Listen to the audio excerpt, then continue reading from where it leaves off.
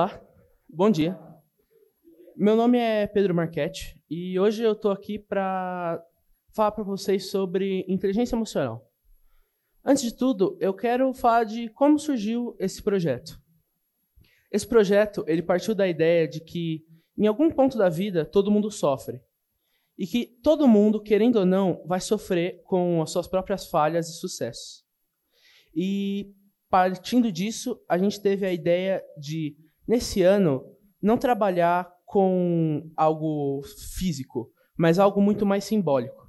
E, para concretizar isso em um exemplo, eu quero dar um exemplo pessoal que aconteceu, que eu ainda me lembro. Foi no ano de 2013, na convenção de jogos, foi anunciada um jogo que prometia aos jogadores uma experiência de mais de 1 quinquilhão de planetas para ser explorado e catalogado.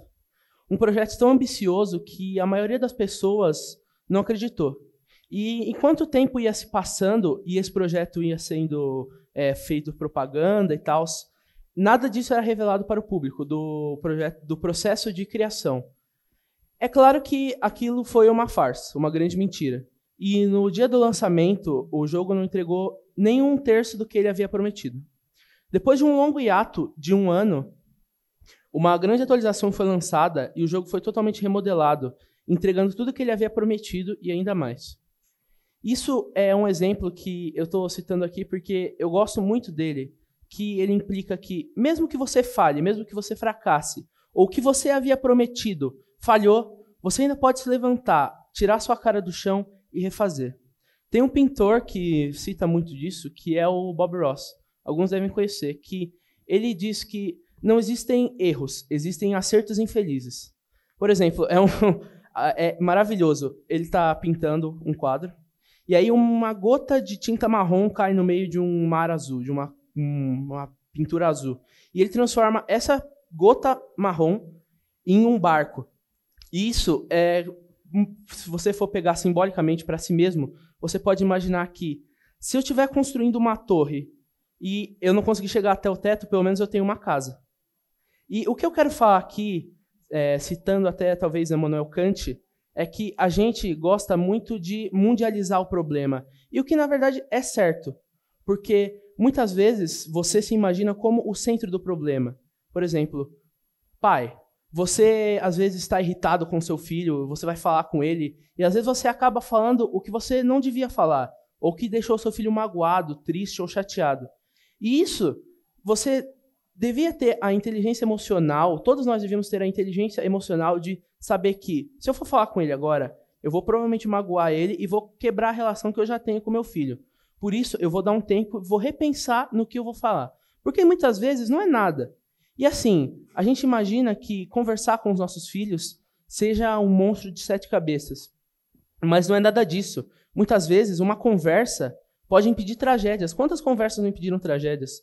Se for para dar um exemplo claro aqui, um exemplo até político, na crise de mísseis de Cuba, acho que em 64, 68, uma conversa através da linha quente entre Moscou e Washington impediu uma guerra nuclear, por causa de um erro de satélite que eles haviam visto uma foto em que pareciam mísseis nucleares posicionados na costa de Cuba, mas que não era nada daquilo.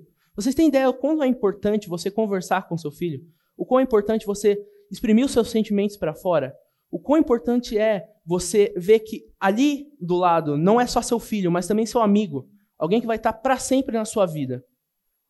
E citando mais um exemplo aqui, dessa vez um exemplo talvez meio obscuro, é Daniel Goleman, o pai da inteligência emocional. Ele cita que uma vez ele e a filha dele estavam voltando para a casa deles em Nova York e eles viram um morador de rua cadeirante pedindo dinheiro no trânsito. E ele foi lá e entregou uma nota de $20 para ele. Ele pegou e quando ele foi entregar a nota, o vento levou a nota para longe.